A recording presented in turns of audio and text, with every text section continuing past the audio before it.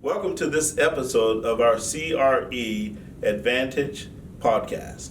My name is Charles Williams. I am the owner and managing member of Pioneer Realty Capital. Thank you so much for viewing our podcast. We certainly appreciate the support. We do want to apologize because we kind of gotten out of our schedule due to the holidays, but now we can assure you that we are back on schedule. And our goal is to provide some educational information about commercial real estate, how to put deals together. Of course, we're going to continue interviewing various capital partners. We also want to bring in clients and customers who are very successful in building commercial real estate portfolios, and we can talk about how they became successful, what are some of the challenges that they encountered, and how they overcame those challenges. But before we get started with our podcast today, I just want to ask you to consider doing two things. One, I'd like for you to like this podcast by hitting the like button at the bottom of the screen. And then secondly, please subscribe. So as our viewership goes up, as our likes go up, that shows that we're having a positive impact on the commercial real estate community. The information that we're providing is useful and helpful, and that's good positive feedback for us. So let's get into our podcast today. Today we're going to talk about something very basic to commercial real estate, and that has to do with the capital stack. Now, you may be wondering, what is a capital stack? What is the capital stack? Well, let's talk about that for just a second. So whenever there's a project, we're going to now, let me warn you, I'm not the best artist. So I will warn you of that. But let's say that we have a project here, and this is a development. We'll say that this is a multifamily development. So maybe it's an apartment building. Yeah, just imagine that's an apartment building. It doesn't look too good here. But basically what's happened here, if you're developing this property, it starts off as raw land, as dirt. Then it's going to finish as a project. It's going to finish as a multifamily, retail, hotel, something, right? But in order to make this project happen, you have to have capital to go in to that project, to go into that development, okay? Now, there are different types of capital to make a project work. And we're going to talk about the different forms of capital that goes into a real estate project or development to bring that project to life. And we'll go through that in detail, and then we're going to show how you can stack that capital in various ways to make the project work. And that's where we get the term capital stack.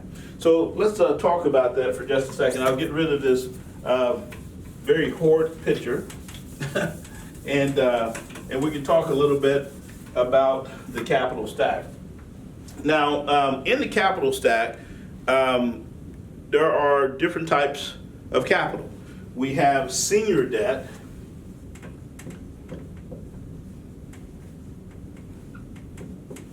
okay, that can go into the capital stack. We could have mezzanine debt.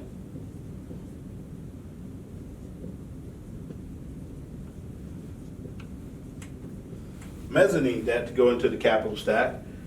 We can have various types of equity that goes into a capital stack. We have sponsor equity.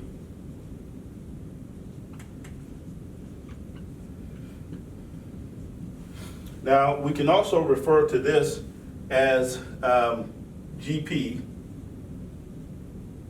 equity.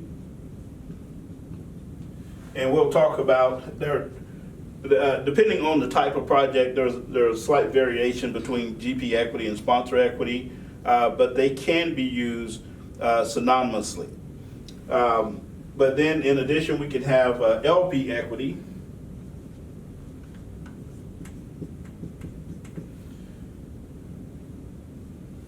Okay, and then we can have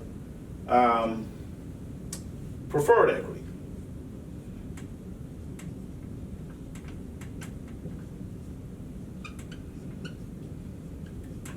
Now, all of these various forms of capital play different roles in the capital stack.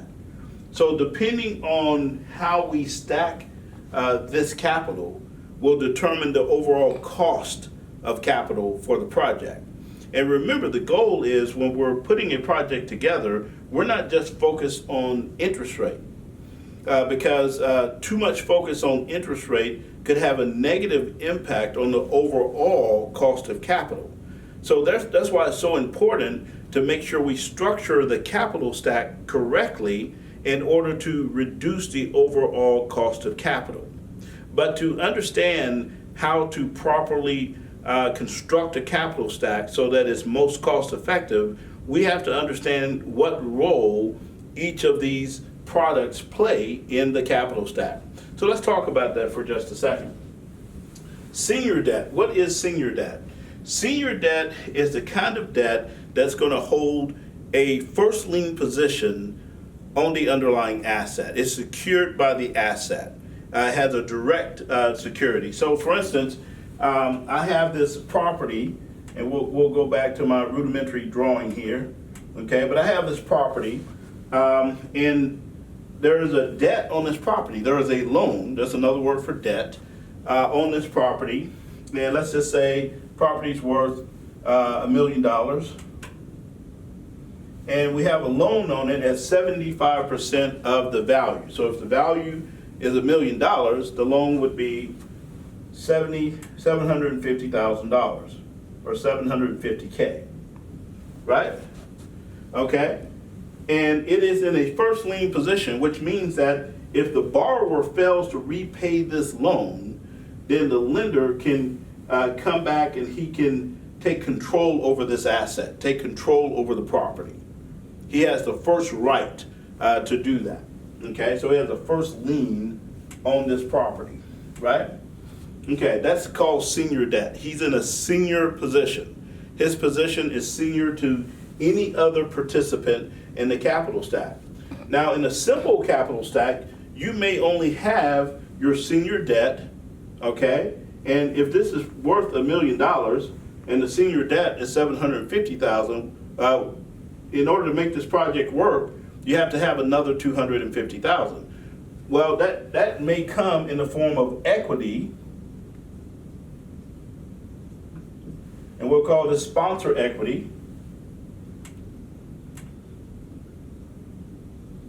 Okay, and this is senior debt.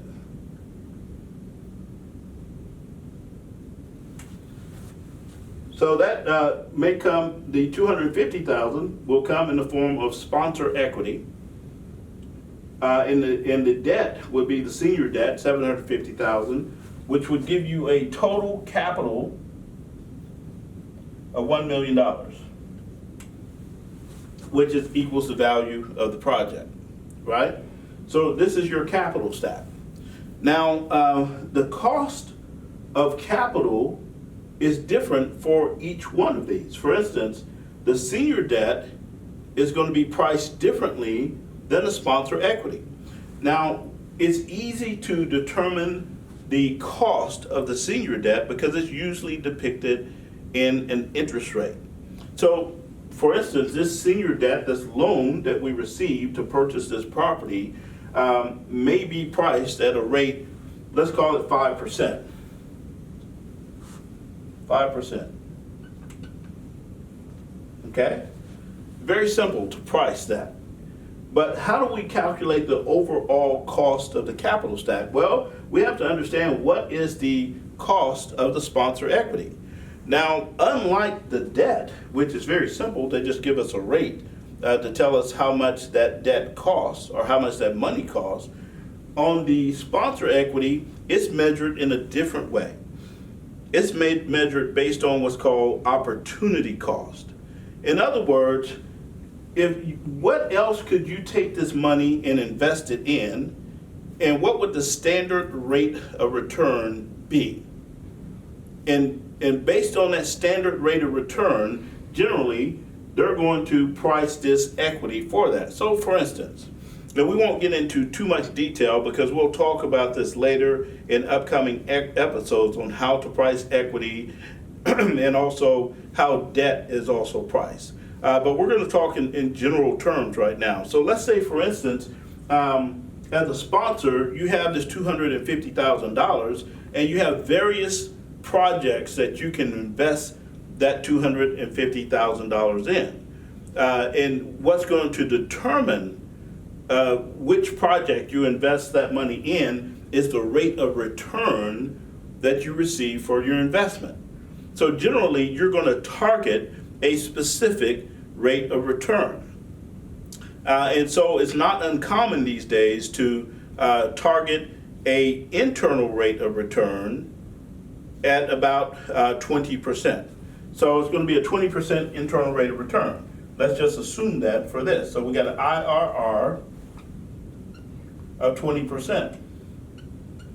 Now, 20% does not mean that's the interest rate of that of the equity that's going into the deal, because the internal rate of return is a factor based on cost of capital over a period of time. So when that capital is returned back sooner, the rate of return goes up. But if that capital is returned back on a longer period of time, and there could be more money coming back to the project, the internal rate of the return goes down. And again, we will have a podcast just on internal rate of return, but understand what role it potentially plays in the capital stack. But let's say that if we're able to reduce this internal rate of return to annualized cost of capital, we may say that this rate of return would equal about 7% if we were to lay it out in terms of interest rate, right? So we can figure out, based on the investment hold period, what the annual rate or the annual cost of that capital would be. In this case, we're going to assume it's 7%. Okay? Now, what is our total cost of capital? Now, one might say that we just take 7 and we multiply it, or we add it to 5, and that gives us 12%. But that's not how we do that, right? Because only 1/4 of the entire capital stack is priced at 7%. The other 3/4 of the capital stack is priced at 5%. So to properly figure out the cost of capital, we have to do what's called a weighted average cost of capital. Okay? And there's a formula that we use to do that. I'm going to be honest with you, I'm not smart enough to just do it. I use an Excel spreadsheet. But if you're interested in the Excel spreadsheet for calculating the weighted average cost of capital, we're going to add it in a link to this particular podcast, where you can pull down that spreadsheet, you can put the numbers in for the various types of capital going into the project, and it will calculate the weighted average cost of capital. It's an excellent tool to use to figure out how much your capital actually costs. And it's so important because one mistake that most investors make, and sometimes they're very experienced and very seasoned, but one mistake that they make, and I see it often, is they confuse interest rate with the cost of capital.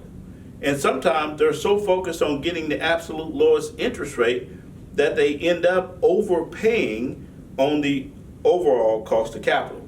Now, the overall cost of capital is what you actually pay. The interest rate is what you theoretically pay. And again, we can go into interest rate and capital pricing, the theory of interest rate and capital pricing on a later episode. If you're interested in having me put together an episode just based on the cost of capital and how to properly price capital, I'll be happy to do that, but just make sure that you put that in a comment on this episode of our podcast.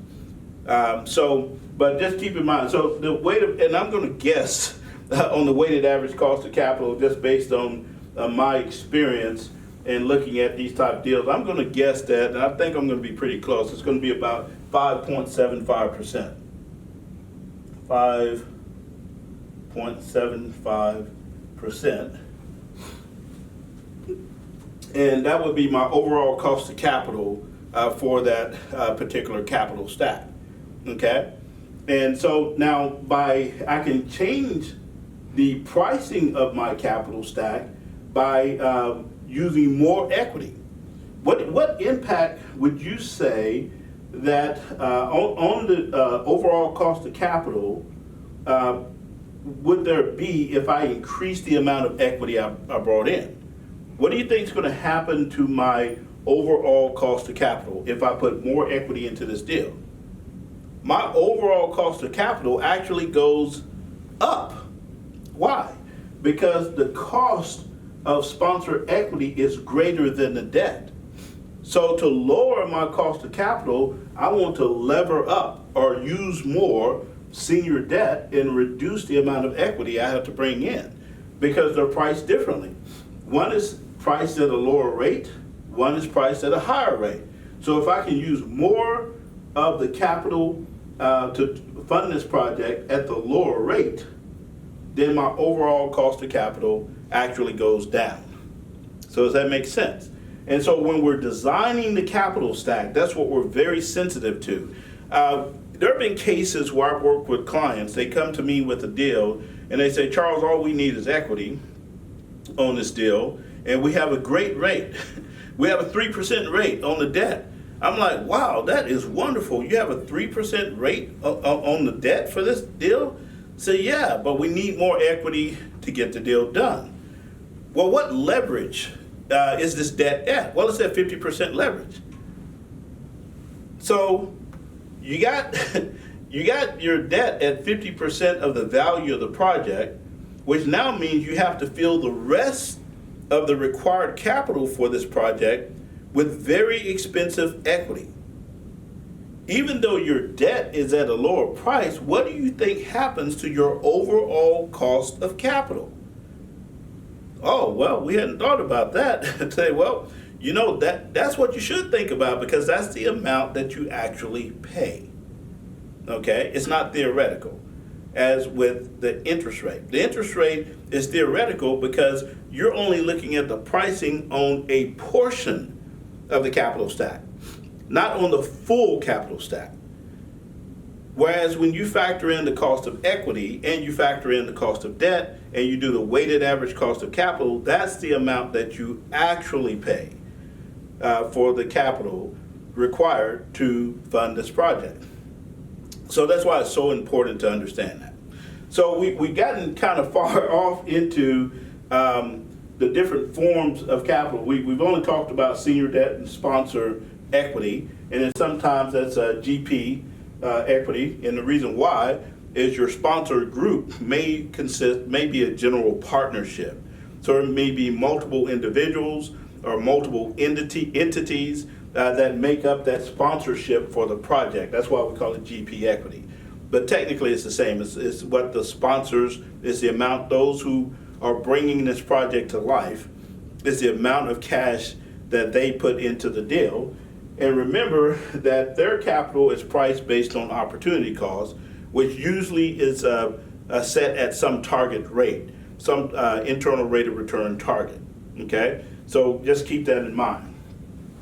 Now let's briefly talk about the other forms of capital that we can bring into this project. We're going to change up our capital stack a little bit. Let's suppose that our sponsor in this scenario, that he didn't have $250,000 to put into this project. Let's suppose that he only had, let's say he only had $150,000 to put into this project. Okay? So now we have a problem. Our senior debt, who has the first lien on the property, is at $750,000, and they're not willing to go any higher on the capital stack. Okay? Our sponsors only have $150,000 to put into this project, and that's all the money they have, right? So that means if you take this total here, which would be $900,000, it'll show that you're $100,000 short from being able to fully fund this project. Now, is there another solution? Is there another form of capital that we can bring into this project so that we can deliver the project? Well, the answer is yes. There are other forms of capital that we can bring into this project so that we can deliver it. What are those? Well, there are a couple. One is, well, actually, it would be what's remaining here. We already talked about senior debt, and we already talked about sponsor equity, right? So that's already into that project. What role do these other forms of capital play potentially in the capital stack? Well, let's talk about this other one here, mezzanine debt. So let's say that we're going to fill that void on this capital stack with mezzanine debt. So we're going to go ahead and write in $100,000, and we're going to call it mezz capital. Okay, that's our mezz debt, $100,000. So now we filled out the capital stack. Now remember that each of these forms of capital have different characteristics. And so the mezz debt is priced differently than the sponsor equity. The sponsor equity is priced differently than the senior debt. Okay? Now, mezz is a form of debt. It's a loan. So whenever there's a loan, there has to be some type of security, something to secure the loan. So what's going to secure this mezz loan? Well, we can't say that it's secured by the property because that property is 100%, or the senior debt is 100% secured by the property. There's a first lien on that property. Now, it's not common for there to be a second lien on the property in commercial real estate.